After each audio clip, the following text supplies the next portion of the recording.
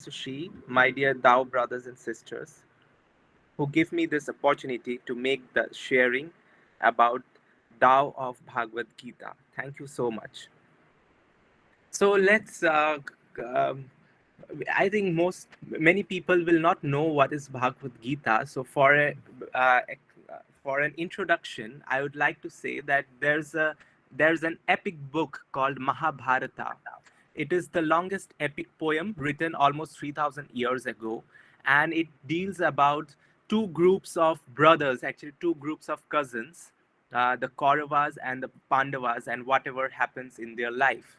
And in the middle of that story, there's a war, which is called the Kurukshetra War. In that war, uh, Arjuna and Krishna is he's considered to be the incarnation of God, and Arjuna is his friend, his dear friend. And in the battlefield, Arjuna gets confused about how to do this war, because against him he saw all his relatives, his brothers, his teachers, all standing in front of him, and he has to fight against them. So he chose he um, dropped his weapons, and he said, "I'm not going to participate in the war." And that is when Krishna brought Arjuna in the middle of the battlefield, and with his divine power, he made everything stand still. And in that moment, he gave him the wisdom of Gita. The Gita literally means the song of the Lord. It has 18 chapters, and it is in a conversational format between Krishna and Arjun. In the battlefield, when Arjuna drops his arms and seeks for the advice of Krishna, at that time, Krishna, with his heavenly powers, he freezes the whole battlefield, and everything comes to standstill. And he then gives Arjuna he gave him a spiritual eye, and he reveals his Vishwa Swarup, or his grand image, where Arjuna saw thousands of heads and thousands of hands everywhere. And then Krishna guides Arjuna to do Nishkam Karma Yoga, or and to realize the Atman, the God inside himself. The 700 shlokas of Gita is all about this God realization. The Kurukshetra war is described as Dharma Yuddha in Gita, and it is a war of Kshetra and Kshetragya. In chapter 13 of Bhagavad Gita, Krishna even explains the real meaning of Kurukshetra. He says the Kshetra, or the battlefield, is actually our body, and the Kuru are the vices of our mind, and the Kshetragya, or the warrior, is our own soul, or the Atman. So, by many people in history, uh, this book, Bhagavad Gita, it has been considered as the book par excellence for its spiritual merit.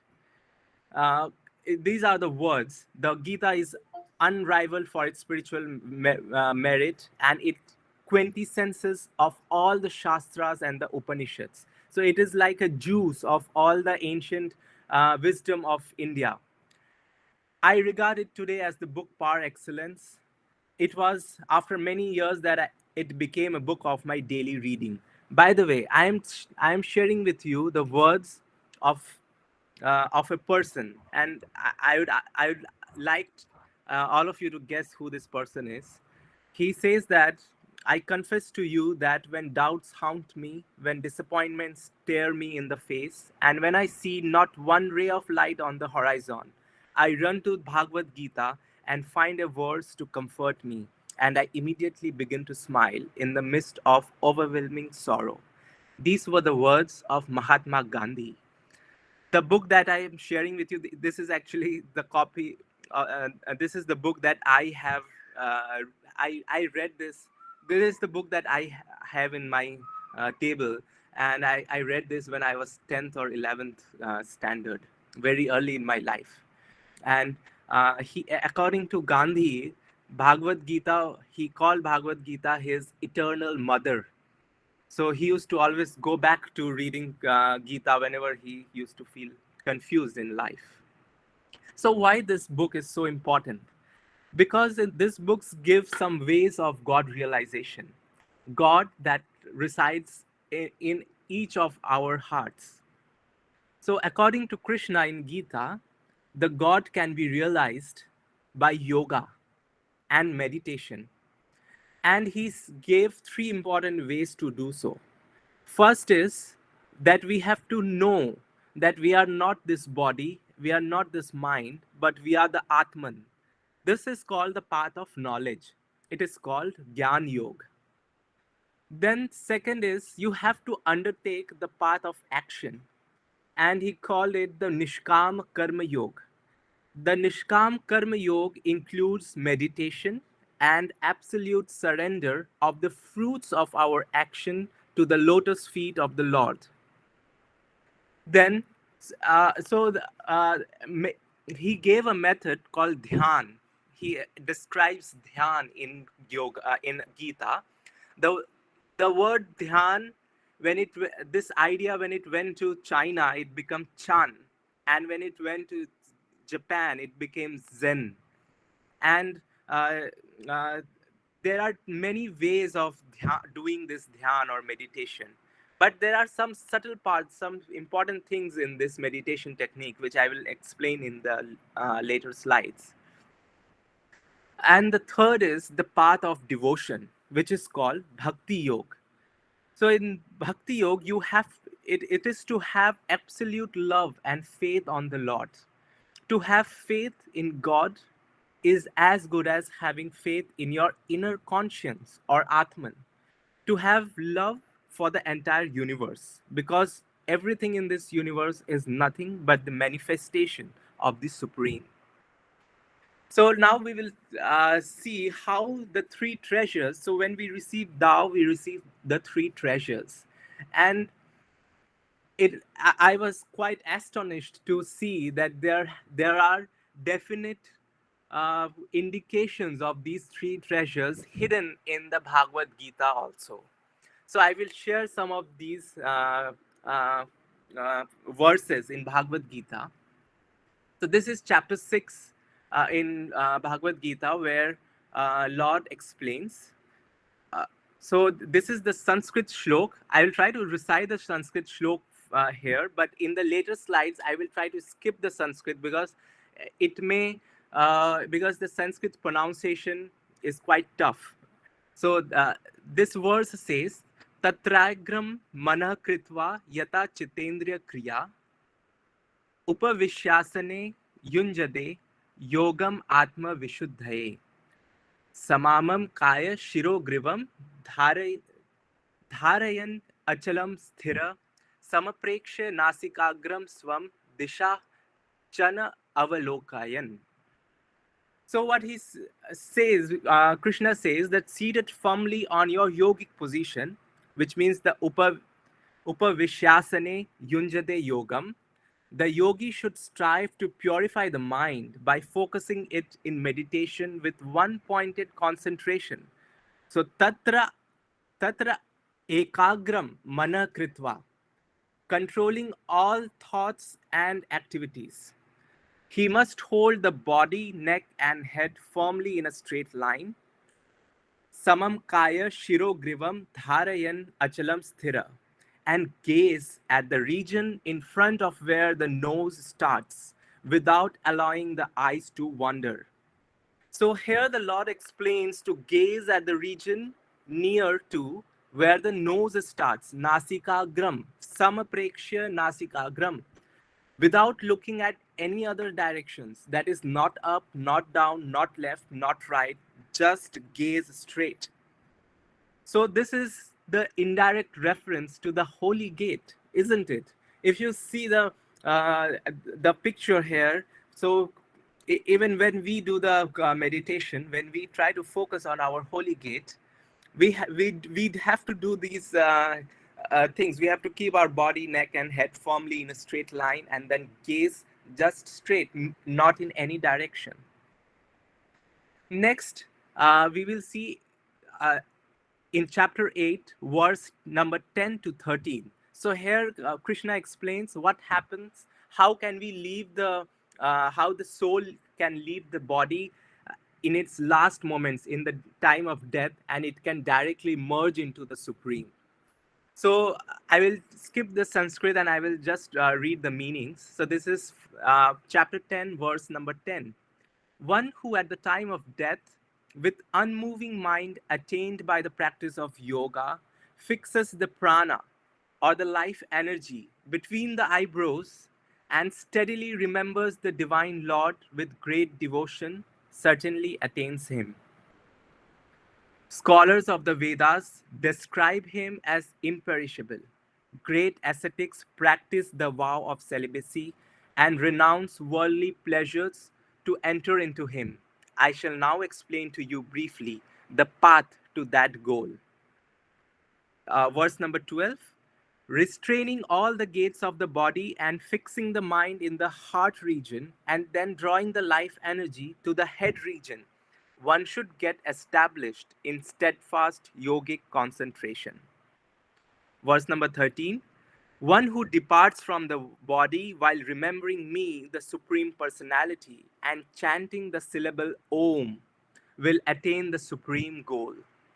So here you can see that even in several testimonies in the Tao society, we have heard about people leaving their soul out from the holy gate while using the three treasures at the time of the death. And we can see that in Gita, for the holy gate, the regions are slightly different in all the different verses. So first it was where the nose starts, second it was between the eyebrows, and third it was in the head region, near to the head region. So it's quite clear that the exact where the holy gate is not revealed in the Gita, because uh, that's a heavenly secret, and only a master can unlock the holy gate. So that's how it has been hidden. It is hidden in these verses. And one more thing is very important to note here, that uh, Krishna and gives very high emphasis on chanting of the syllable Om. So what is the sacredness of Om? What is the secret of Om? Why it is so important? In Gita, Om is referred as Akshar Brahma, or the imperishable Brahman. And to understand the secret of Om, we have to go to another scripture, which is a very small scripture. Its name is Mandukya Upanishad. It has only 12 to 14 verses, very small, only 2 leaflets. But it has the secret of Om in it.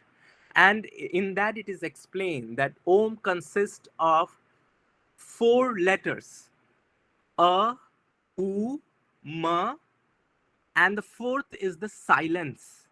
So when we say Om, and then immediate after Om, there's a silence. That silence is referred to as Turiya, or the fourth state. So when a person will open his mouth and try to say the first sound, so just open your mouth and the first sound comes as ah, and that's the first. And when we close our mouth without moving our tongue, we just close our mouth like when we say hum, and that's the last thing that comes from our mouth, hum. So it signifies the beginning, the end, and everything between that. So that's what Om is. And it the three sounds, the A, U, and Ma, it represents the three realms of existence. In terms of our experience, in terms of processes and experience, it may refer to mind, body, and the soul. And in terms of our consciousness, or our experience as an awareness, it refers to 3 states of consciousness. The waking consciousness, that is when we are awake, when we see everything around us. Right now is the waking consciousness. And the second is the dream consciousness. So when we go to sleep and our mind roams in the dreams, so that is the dream consciousness.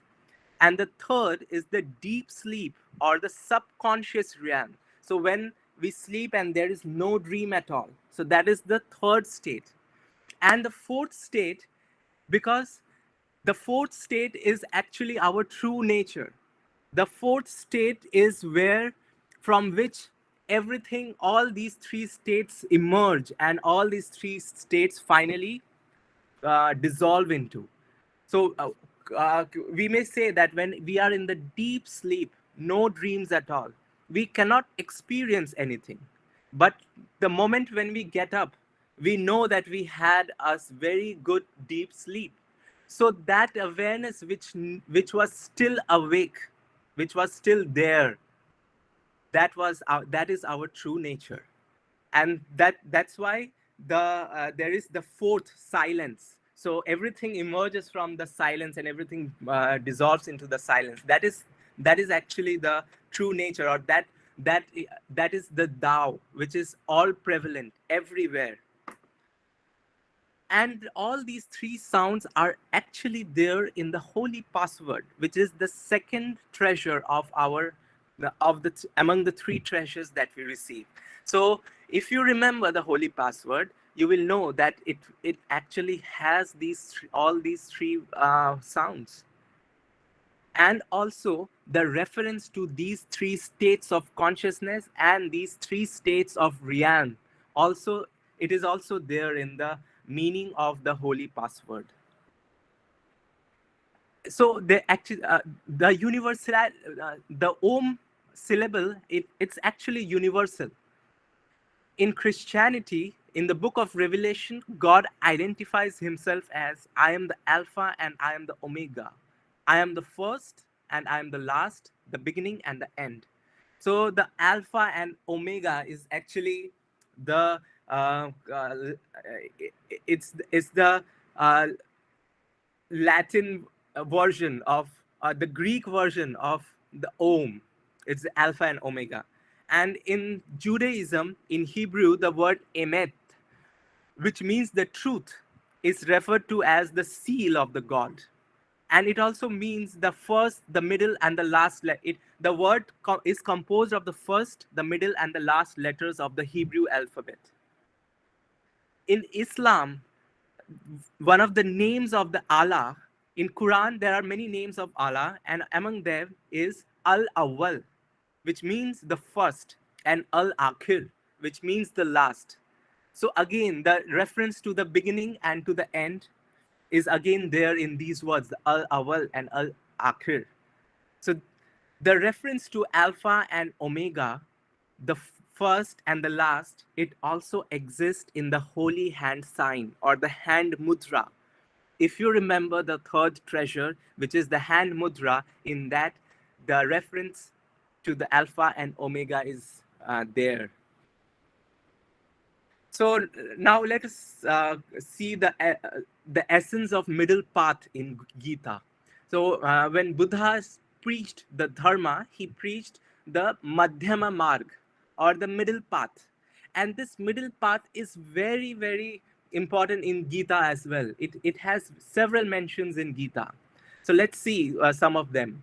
In chapter 6, verse number 16, Krishna says, "O Arjuna, those who eat too much or too little, sleep too much or too little, cannot attain success in yoga. But those who are moderate in eating and recreation, balanced in work and regulated in sleep, can mitigate all sorrows by practicing yoga. With thorough discipline, they learn to withdraw the mind from selfish cravings and rivet it on the unsurpassable good for the self. Such persons are said to be in yoga and are free from all yearning of the senses." Chapter 6, verse number 13. "Just as a lamp in a windowless place does not flicker, so the disciplined mind of a yogi remains steady in union with the Supreme. For him who has conquered..." Sorry for the interruption. Yes. Please change the slide. Oh, the slide didn't change? No, not yet. Which slide is right now? Now you're explaining the essence of the middle, the Zhongyong, right? The middle path. Yes. Okay. Oh, yeah, now it's okay.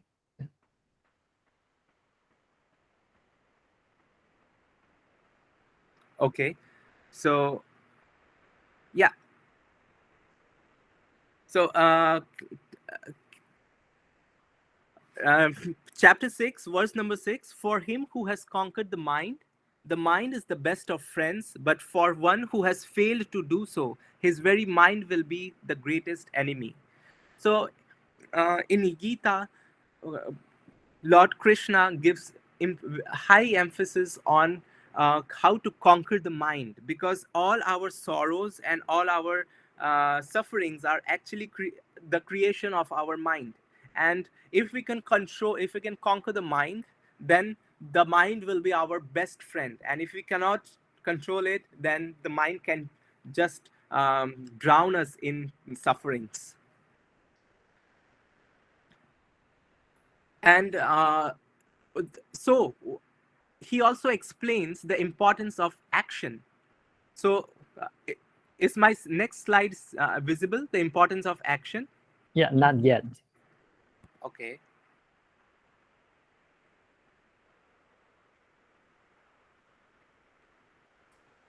Okay, yeah, now it's okay.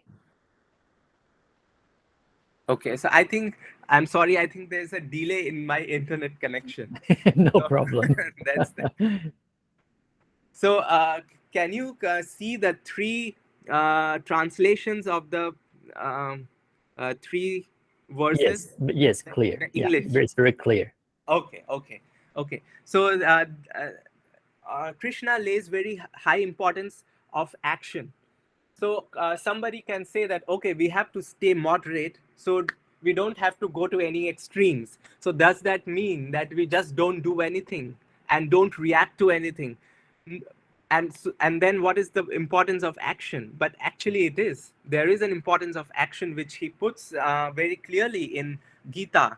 Krishna says that you fight for the sake of duty, treating alike happiness and distress, loss and gain, victory and defeat. Fulfilling your responsibility in this way, you will never get trapped by the chains of karma. So he says that you fight for the sake of your responsibility, not for your emotions. You have a right to perform your prescribed duties. Everyone has the right to do their duties, but they are not entitled to the fruits of their actions. Never consider yourself to be the cause of the results of your activities, nor be attached to inaction. So this is very clearly, he says that don't be attached to inaction. Those who see action in inaction and inaction in action are truly wise among human. Although performing all kinds of action, they are yogis and masters of all their actions. So this verse, to see action in inaction and inaction in action, is a very, very profound statement, and it's a very deep philosophy. So actually, when we think ourselves as the doer of the action, there is an ego sense in that, in as a doer of that action. But when we say inaction in action, so when we just leave every work and just sit and just keep thinking, even that is action. We are wasting a lot of our energy in that inaction. So this is a very profound statement, and this philosophy of unattached action, it is very important part of the Chinese philosophy of Tao Te Ching, where it is mentioned as Wu Wei. So it is like, uh, you know, the planets, they don't, the sun and the planets, they don't do any effort to move around the sun. They just stay still. It's actually the gravity which makes it move around the sun. So similarly, if we just learn to go with the flow, and if we just learn to follow our conscience, if we can differentiate between our desires and our conscience, the inner calling, then we can just do things effortlessly without getting attached to what will happen, what will be the results of the action.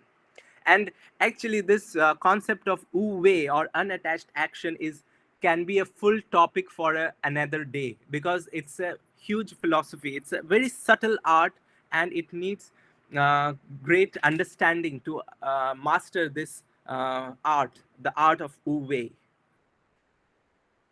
So at the end, I would like to say namaste to everyone. The word namaste, it means uh, I bow down to that place within you where the entire universe resides. I honor the light, love, truth, and peace within you. I honor the place within you where, when you are there in that place and I am in that place in me, there is only one of us. And then we are all united. Thank you very much. Namaste. Okay, thank you. Thank you, Saurabh. Wonderful sharing. Yeah, thank you so Thank you. much. Yeah. Now we better understand how Bhagavad Gita has come into being and how Bhagavad Gita also revealed the three treasures to us: the heavenly gate, the five-word password, and the mudra, Yes. the hand sign. Yeah, indeed, God is one. The great truth is universal. So we should be open-minded to cross the difference of language and culture that are joined together to pursue the great truth. Okay, to be with God. Well, I especially like the hidden message of Namaste. I honor the light, the love, the truth, and peace within you. I honor the place within you where the entire universe resides, where you are in that place, and I'm in that place too. Then there is only one of us. We are all united. So, by the grace of gods and Buddhas, now we are in this wonderful platform to cultivate out together. We are all united because of Tao. Okay, so help me say thank you to Saurabh, to Thank you. Sangre again. Wonderful sharing. Thank you. Thank you, Master Shi. I beg for any mistakes. I beg God's and Buddha's mercy and forgiveness for any mistakes. And all, uh, Master Shi, my dear Dao friends, please kindly give me your comments and suggestions. Thank you very much. Okay, thank you, Saurabh. Yeah, wonderful sharing. So now I'd like to pass the mic to Shailesh brother for the inspiring story section. Okay, thank you. Thank you very much.